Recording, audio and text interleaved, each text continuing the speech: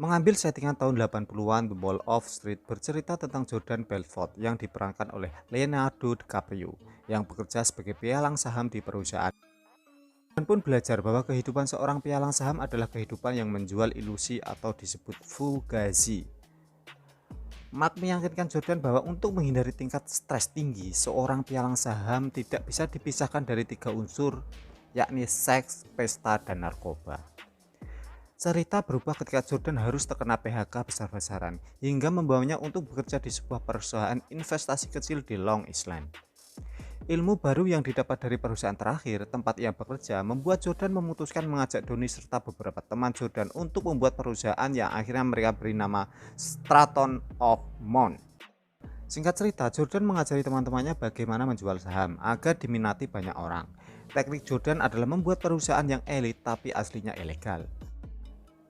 Seiring dengan waktu, perusahaan Jordan berkembang dengan pesat dan membuat pesta seks di kantornya.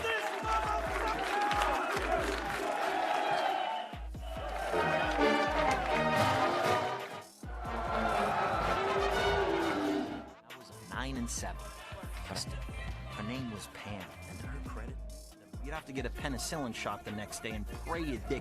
Jordan selanjutnya memperkejakan ayahnya di bagian keamanan. Keesokan harinya, di pinggir pantai Jordan mengadakan pesta dengan para karyawannya. Disinilah Jordan bertemu dengan Naomi, perempuan yang sangat cantik sampai teman Jordan yang bernama Donnie Cockley. Let her stay for a little bit. What's the big deal?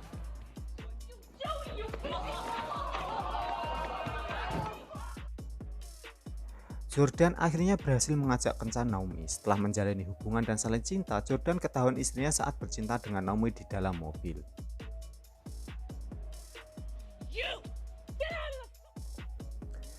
3 hari kemudian, Jordan dan istrinya bercerai dan tinggal di apartemen bersama Naomi.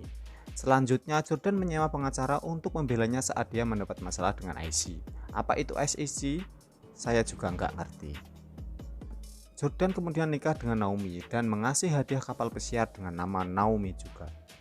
Beberapa bulan kemudian, Jordan bertengkar dengan istrinya karena Jordan sedang mengigo dan menyebut nama wanita lain. Keesokan harinya, Jordan meluncurkan IPO Steve Maiden. FBI pun mulai mengawasi gerak-gerik Jordan. Jordan pun mulai ketakutan dan menemui pengacaranya. Pengacaranya bilang kalau Jordan dilarang menemui FBI karena Jordan orang yang sangat kaya raya. Dia malah mengundang FBI untuk menyuapnya. Tapi FBI ini sangat jujur dan menolak tawaran Jordan. Look what I found in my pocket. Look, a year's salary right here. What I call them? Karena Jordan sangat terdesak, dia pun melakukan pencucian uang di bank Swiss. Ia bertemu dengan banker Swiss bernama Saurel.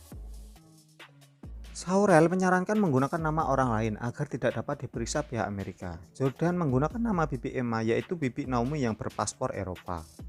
Karena uang Jordan sangat banyak, ia menyelundupkannya dengan bantuan istri Brad yang memiliki paspor Eropa.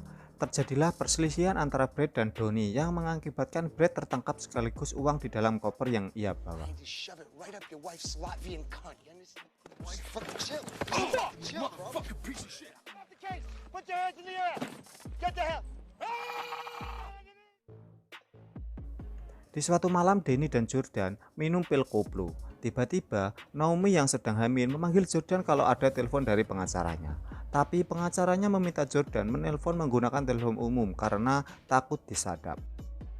Jordan telepon, efek obat pil koplo baru terasa yang membuat Jordan tidak bisa berdiri.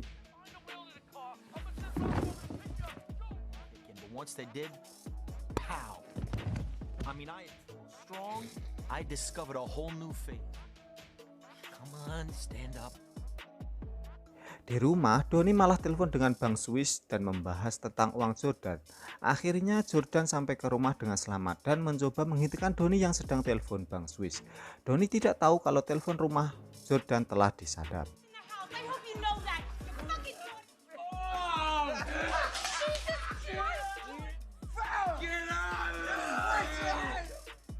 Sementara Brad dihukum 3 bulan karena mengejar Donnie. Beberapa hari kemudian, pengacara Jordan menyarankan Jordan untuk menyerah dan mengakui perbuatannya kepada SEC. Ia diharuskan membayar beberapa juta dolar denda dan turun dari jabatannya sekarang.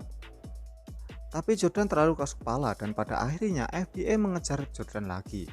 Perusahaan mereka diperiksa FBI, karyawan di sana ditanyai, tapi mereka semua bilang nggak tahu apa-apa, yang membuat FBI tambah curiga. Saat Jordan dan Donnie sedang di Italia, Donnie ditelepon kalau Steve Madden sedang mengkhianati mereka, karena ia tahu kalau mereka sedang berurusan dengan FBI. Saat mau pulang, Bibi Emma meninggal yang membuat Jordan panik. Bukannya berduka, Jordan malah menelpon Saurel. Dan ternyata Saurel ingin menjebak Jordan. Ia ingin memalsukan tanda tangan Jordan kalau ia tidak segera berangkat ke Swiss. Akhirnya Jordan pergi ke Swiss.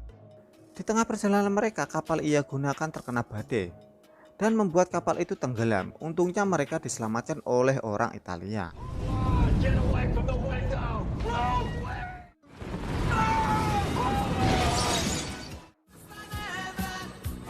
Nice thing about Akhirnya teman Jordan dan Saurel ditangkap FBI dan menceritakan semua yang dilakukan Jordan. Jordan kemudian menggadaikan rumahnya karena dia dijatuhi hukuman denda sebesar 10 juta dolar. Donnie yang sahabatnya menjadi penjamin atas rumahnya dan biaya hidupnya. Karena yang tertangkap hanyalah Jordan, FBI kurang puas dan ingin menangkap semua yang terlibat di dalamnya. Jordan ditawari menjadi mata-mata di perusahaannya sendiri. Jika Jordan mau, Jordan akan dikurangi masa tahanannya. Dan akhirnya Jordan mau untuk memata-matai perusahaannya sendiri. Dia bertemu Donnie. Jordan mengasih petunjuk tulisan kalau dia sedang disadap. that account. Donnie ternyata berkhianat dan memberi kertas tersebut kepada FBI. Dan Jordan pun dipenjara. Di akhir film kita diperlihatkan Jordan sedang menjadi motivator. Film pun selesai.